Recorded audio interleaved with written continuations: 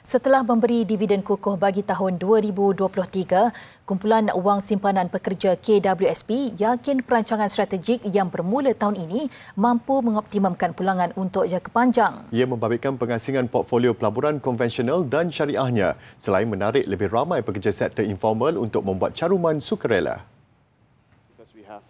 Dalam taklimat kepada media, Ketua Pegawai Eksekutif KWSP Ahmad Zulkarnain On menggariskan alokasi aset strategik yang berbeza bagi setiap portfolio. Pelaburan disusun rapi dengan lebih menyeluruh merentasi kelas aset, pasaran, negara dan mata wang yang pelbagai. As you can appreciate, in the Sharia portfolio, for example, it is very difficult to have financial services exposure because from a global basis, the availability of Sharia-compliant financial services companies, banks, insurers is very, very limited. And therefore, we then have to replace that exposure with something else, and separating the two portfolios gives us greater flexibility in managing the assets.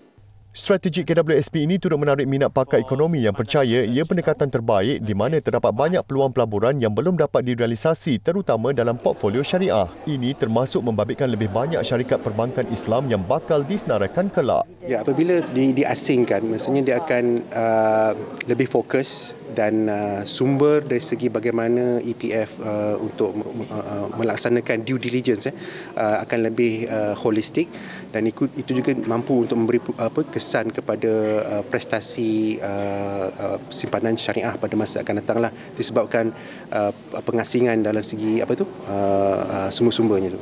Dengan langkah ini juga, KWSP berada pada landasan tepat untuk mengurangkan lagi jurang dividen antara simpanan konvensional dan syariah. Pakar ekonomi juga yakin fokus melibatkan pekerja tidak formal untuk mencarum adalah strategi tepat berdasarkan perubahan trend pekerjaan ketika ini. Pada masa yang sama, program outreach KWSP telah menarik lebih 900,000 ahli membuat caruman sukarela tahun lalu, meningkat 17% berbanding 2022.